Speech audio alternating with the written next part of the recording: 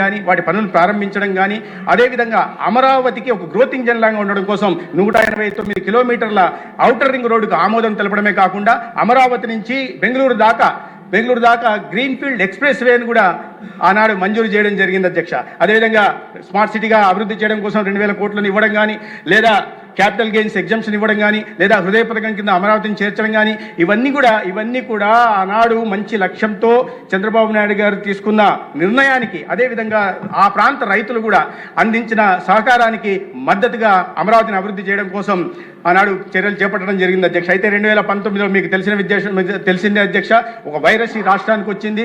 దాని తర్వాత సంవత్సరం తర్వాత వచ్చిన వైరస్ని అందరం కలిసి నరేంద్ర మోడీ గారి నాయకత్వంలో పాల్గొనడమే కాకుండా ఆర్థికంగా చితికిపోకుండా ఈ దేశాన్ని కాపాడుకోగలిగాం. కానీ దానికి ఒక సంవత్సరం ముందు వచ్చిన వైరస్, దాని పేరు నేను చెప్పదలుచుకోలేదు అధ్యక్ష.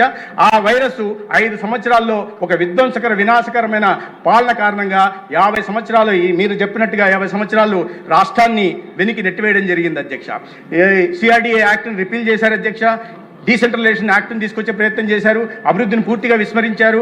ఆనాడు దానికి ఎన్నికలకు ముందేమో ఇక్కడ ఇల్లు కట్టుకొని, లేదా అసెంబ్లీలో అమరావతి తీర్మానానికి మద్దతు తెలిపి నమ్మబలికి అధికారంలోకి వచ్చిన తర్వాత యూటర్న్ తీసుకొని ఆ ప్రాంత రైతులే కాకుండా రాష్ట్రంలో ఉంటున్న ప్రజలందరికీ తడిగుడ్డ పెట్టి గొంతుకేసే విధంగా గతంలో పాలకులు చేసిన విషయం విధ్వంసం మన అందరికీ తెలిసిందే అధ్యక్ష.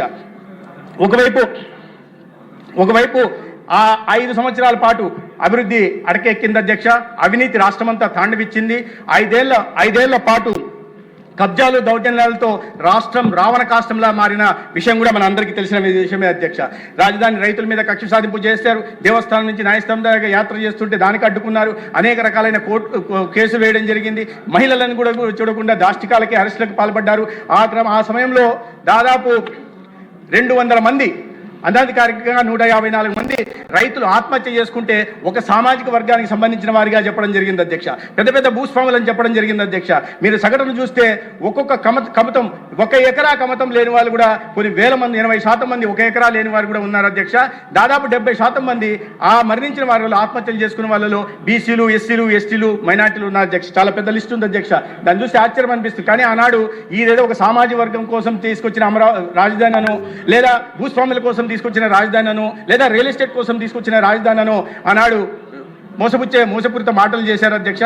ప్రధానంగా ఈ దేశ ప్రధాని నరేంద్ర మోడీ గారు సాక్షాత్ ఇక్కడికి వచ్చి 2015లో అమరావతి రాజధాని నిర్మాణం కోసం భూమి పూజ చేసిన తర్వాత ఆ విషయాన్ని కూడా విస్మరించి ఈ చట్టపరంగా నిలబడదని తెలిసిన తర్వాత కూడా ఈ రకమైన 3 రాజధానుల నిర్ణయాన్ని తీసుకొచ్చి ఒక వికృత రాక్షస క్రీడకి శ్రీకారం చుట్టారు అధ్యక్ష. ఏమంటే డీసెంట్రలైజేషన్ ఆఫ్ డెవలప్మెంట్ అన్నారు అధ్యక్ష. ఎక్కడ జరిగింది అధ్యక్ష? రాయలసీమ ప్రాంతం నుంచి వచ్చేవాడిని అధ్యక్ష నేను. అక్కడ ప్రతిపాదన హైకోర్టు కోసం కానీ, బెంచ్ కోసం కానీ, కనీసం కేంద్ర ప్రభుత్వానికి ప్రతిపాదన కూడా పంపకుండా రాయలసీమ వాసుల నోట్లో మట్టి కొట్టే ప్రయత్నం చేశారు అధ్యక్ష. ప్రాంతాల మధ్య వైషమ్యాలు పెంచడం, కులాల మధ్య విద్వేషాలు పెంచే ప్రయత్నం చేశారు తప్పిస్తే చివరికి విభజన చట్టంలో ఉంటున్న స్టీల్ ప్లాంట్ని 3 సార్లు ప్రతిసారి బర్త్డేకి, పుట్టినరోజుకి వెళ్ళి చెయ్యాలి పెళ్లి మళ్ళీ అని చందంగా భూమి పూజ చేశారు తప్పిస్తే ఒక ఇటుక పేర్చే పని కూడా చేయలేదు అధ్యక్ష. అభివృద్ధి వికేంద్రీకరణాన్ని మాట్లాడుతున్నారు అధ్యక్ష.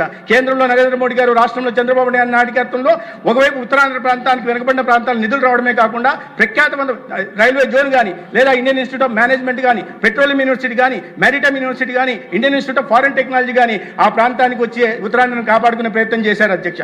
ఇటువైపు వస్తే NIT, national institute of technology కానీ, central institute of plastic and engineering technology కానీ, నేషనల్ ఇన్స్టిట్యూట్ ఆఫ్ డిజైన్ కానీ, national institute of disaster management కానీ, లేకపోతే బిఏల కింద night vision manufacturing equipment unit కానీ, లేకపోతే all India institute of medical sciences కానీ, ఒంగోలు ప్రాంతానికి వెళ్తే నేషనల్ ఇన్వెస్ట్మెంట్ మ్యానుఫ్యాక్చరింగ్ జోన్ కానీ, లేదా చిత్తూరుకి నేషనల్ ఇన్వెస్ట్మెంట్ మ్యానుఫ్యాక్చరింగ్ జోన్ కానీ, ఇండియన్ ఇన్స్టిట్యూట్ ఆఫ్ టెక్నాలజీ కానీ, Indian institute of science and research institute కానీ, Indian institute of tourism travel management కానీ, కల్నరీ ఇన్స్టిట్యూట్ కానీ, నేషనల్ ఇన్స్టిట్యూట్ ఆఫ్ టెక్నాలజీ కానీ, Indian institute of information tool design and management కానీ, లేకపోతే అనంతపూర్ ప్రాంతానికి central university కానీ అభివృద్ధికి నిజమైన నిర్వచనం చెప్తూ, అభివృద్ధి వికేంద్రీకరణకి నిజమైన నిర్వచనం చెప్తూ ఆనాడు 5 సంవత్సరాల పాటు పాలన సాగిస్తే దాని తర్వాత విధ్వంసం దిశగా తీసుకెళ్లే ప్రయత్నం చేసిన విషయం మనకు తెలిసిందే అధ్యక్ష.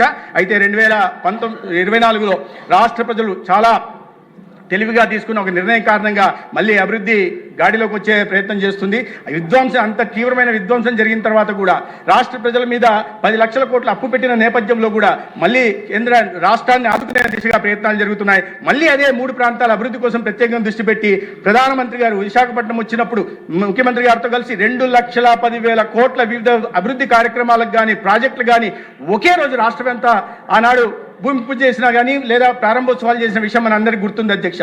అదేవిధంగా రాజధాని ప్రాంతాన్ని మళ్ళీ పునర్నిర్మాణం చేయడం కోసం ఈ దేశ ప్రధానమంత్రి గారు 56,000 కోట్లతో అనేక అభివృద్ధి కార్యక్రమాలు భూమి పూజలు ప్రారంభోత్సవాలు చేయడం, రాయలసీమ ప్రాంతానికి కూడా 13,500 కోట్లతో అనేక ప్రాజెక్టులు మంజూరు చేయడం జరిగింది అధ్యక్ష.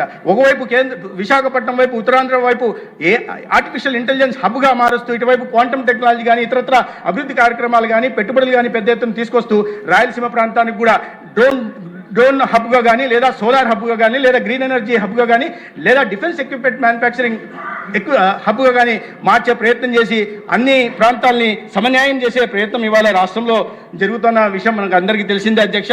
అయితే మళ్ళీ ఇప్పుడు కూడా మోసపూర్వ మాటలు మాట్లాడుతున్నారు. గతంలో చేసిన మోసాన్ని మర్చిపోయి మళ్ళీ మభ్యపెట్టే విధంగా మాట్లాడుతున్నారు. సత్యదూరమైన మాటలు మాట్లాడుతున్నారు అధ్యక్ష.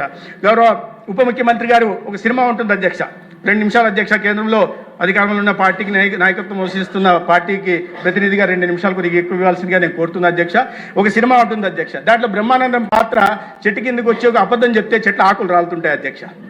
చెట్ల ఆకులు రాలుతుంటాయి. ఆ సినిమా పేరు అత్తారింటికి దాదని. అటువంటిది అధ్యక్ష, గతంలో 5 సంవత్సరాల పాటు ముఖ్యమంత్రిగా ఉంటున్న వ్యక్తిని పొరపాటున నల్లమల అడవులకు తీసుకెళ్లి ఒక 3 నిమిషాలు మాట్లాడిస్తే చెట్లన్నీ ఆకులు రాలి మోడివారిపోవడమే కాకుండా 10 నిమిషాలు మాట్లాడితే మొత్తం నల్లమల అడవులు భస్మీపటలమయ్యే ప్రమాదం ఉంది అధ్యక్ష. అటువంటి అబద్ధ సత్యదూరమైన మాటలు మాట్లాడుతూ మళ్ళీ ఇవాళ మేము గతంలో ఇల్లు మేము ఎక్కడ కట్టుకున్నాం కదా, గతంలో మేము అమరావతిలో మేము తీర్మానానికి మద్దతు తెలిపాం కదా అనే 5 సంవత్సరాలు మర్చిపోయారన్న విధంగా మోసపూరిత మాటలు మాట్లాడే ప్రయత్నం చేస్తున్నారు అధ్యక్ష. ఏదైనా ఇవాళ ఈ చట్టభద్రత కారణంగా రైతులకు న్యాయం జరుగుతుంది అధ్యక్ష. రాష్ట్రానికి ఒక ఫ్యూచరిస్టిక్ క్యాపిటల్ కూడా వచ్చే అవకాశం వస్తుంది. ఒక గ్రోత్ ఇంజన్ లాగా కూడా ఖచ్చితంగా ఈ రాష్ట్రాన్ని అభివృద్ధి పదంలోకి తీసుకెళ్లి రాష్ట్ర భవిష్యత్తు, రాష్ట్రంలో ఉంటున్న పిల్లల భవిష్యత్తు కూడా ఉజ్వలంగా ఉండే దిశగా కూడా ఈ నిర్ణయం ఉంటుందని భావిస్తున్నాను అధ్యక్ష. ఈ నిర్ణయం ఖచ్చితంగా ఈ అనేక అడ్డంకులకి, అనేక ఆటుపోట్లకి, అనేక అవమానాలను ఎదుర్కొని న్యాయపరంగా కానీ ఇతరత్ర కానీ పోరాటం చేసి కొన్ని సంవత్సరాల పాటు పోరాటం చేసిన రైతులకు గుర్తింపుగా నేను భావిస్తున్నాను అధ్యక్ష. అదేవిధంగా వాళ్ళ త్యాగ నిరతికి కూడా గౌరవంగా నేను భావిస్తున్నా. ఎంతగా మద్దతు తెలపడానికి నేను ఒకసారి మద్దతు తెలపడానికి వెళ్ళాను అధ్యక్ష. 1000 రోజులు పూర్తయిన సందర్భంగా వస్తున్నప్పుడు క్యాన్వాయ్ మీద నేను ఆదినారాయణ రెడ్డి గారు ఉంటే క్యాన్వాయ్ మీద దాడులు చేసి వెహికల్ని పడగ అంటే రైతులకి మద్దతు తెలపడం కూడా తప్పేనా అధ్యక్ష? వాళ్ళ త్యాగాన్ని గుర్తించడం కూడా తప్పేనా అధ్యక్ష? 1000 రోజుల పాటు వాళ్ళు నిరంతరంగా ఉద్యమం చేస్తూ ఉంటే దానికి సంఘీభావం తెలపడం కూడా తప్పేనా అధ్యక్ష? అటువంటి పాలన సాగింది అధ్యక్ష. దాని నుంచి విముక్తి ఖచ్చితంగా కలుగుతుంది. అయితే నేను గౌరవ ముఖ్యమంత్రి గారిని ఒకవైపు ధన్యవాదాలు తెలియజేస్తూనే రైతుల భాగస్వామ్యంతో రాష్ట్ర ప్రజలందరి సహకారంతో కూడా మీరు ఏ రకంగానైతే ఒక విజన్ ప్రజెంట్ చేశారో ఆ విజన్కి అనుగుణంగా అమరావతిని అతి తొందరలో నిర్మించడానికి దానికి కేంద్ర ప్రభుత్వం కూడా సంపూర్ణ సహకారం తీసుకోవాల్సిందిగా నేను వారిని అభ్యర్థిస్తూ ఇవాళ మళ్ళొకసారి ఆ రైతుల త్యాగ నిరతని ప్రత్యేకంగా నేను వారికి అభినందనలు, ధన్యవాదాలు తెలియజేసుకుంటూ నాకు అవకాశం ఇచ్చినందుకు ధన్యవాదాలు తెలియజేసుకుంటూ భారతీయ జనతా పార్టీ తరఫున ఈ తీర్మానానికి నేను సంపూర్ణ మద్దతు తెలుపుతున్నాను. ధన్యవాదాలు అధ్యక్ష.